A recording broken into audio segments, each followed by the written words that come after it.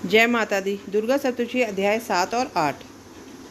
Hello guys, Soni Rathore के morning के mini blog में आपका स्वागत है। मैं स्वस्थ मस्त और खुश हूँ। आशा करती हूँ अभी स्वस्थ मस्त और खुश होंगे। जैसे कि आप जानते हैं कि मॉर्निंग का ब्लॉग होता है मेरा दुर्गा सप्तशती का। तो दुर्गा सप्तशती के में आज मैं आपको सुनाने जा रही हूँ 7वें और 8वें अध्याय की कथा का सार और विस्तार। तो सुनिए। जय माता दी। पहले 7वां अध्याय, फिर 8वां अध्याय।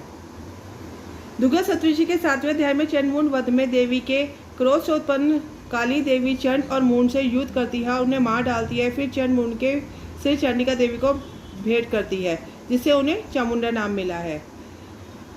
देवी का क्रोध।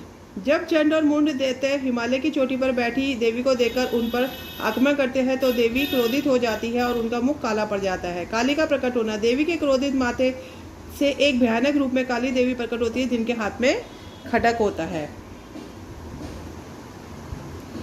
काली का युद्ध। काली देवी अपने भयंकर रूप में चंड और मुंड पर आक्रमण करती है। वह उनके वाहनों और शस्त्रों को नष्ट करती है। फिर उनके केश पकड़कर चंड का सिर काट देती है और फिर मुंड का भी वध कर देती है। चंड मुंड के सिर भेंट। चंड और मुंड को मारने के बाद काली देवी उनके कटे हुए सिर चंडिका देवी के पास ले जाती है। चामुंडा नाम की उत्पत्ति। चंडिका देवी काली से कहती है कि चूंकि तुमने चंड मुंड को मारा, इसलिए संसार में चामुंडा के नाम से प्रसिद्ध होगी। अब सुनाती हूँ मैं अध्याय 8वां। अध्याय 8। रक्तबीज वध में चंडिका देवी रक्तबीज के रक्त से उत्पन्न दैत्यों को खाकर उसकी शक्ति क्षीण करती है, जबकि काली देवी उसके खून को पीती है। अंत में देवी अपने त्रिशूल और अन्य शस्त्रों से रक्तबीज का वध करती है, जिससे देवता प्रसन्न होते हैं और माताएं रक्तबीज के बाद नृत्य करती हैं। रक्तबीज का वरदान और उसकी समस्या। रक्तबीज दैत्य को यह वरदान प्राप्त था कि उसके शरीर से बहने वाले रक्त की हर बूंद से नया दैत्य उत्पन्न होगा, जिससे उसकी शक्ति बढ़ती जाती है। चंडिका और कालिका मिलकर युद्ध। जब चंडिका देवी रक्तबीज को अपने त्रिशूल से मारती है तो उसके रक्त से अनगिनत दैत्य उत्पन्न हो जाते हैं।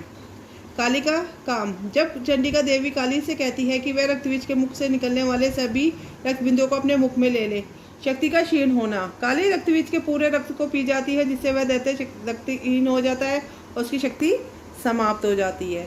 रक्तबीज का वध। रक्त के अभाव से चंडिका देवी फिर रक्तबीज को वज्र, बाण, खड्ग और अन्य शस्त्रों से प्रहार करती है, जिससे वह पृथ्वी पर गिर पड़ता है और मारा जाता है।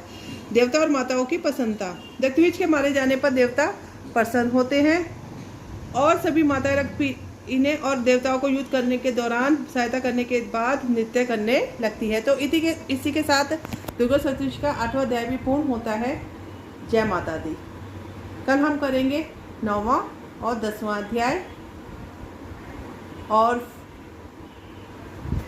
तब तक के लिए सबको राम राम, राधे राधे।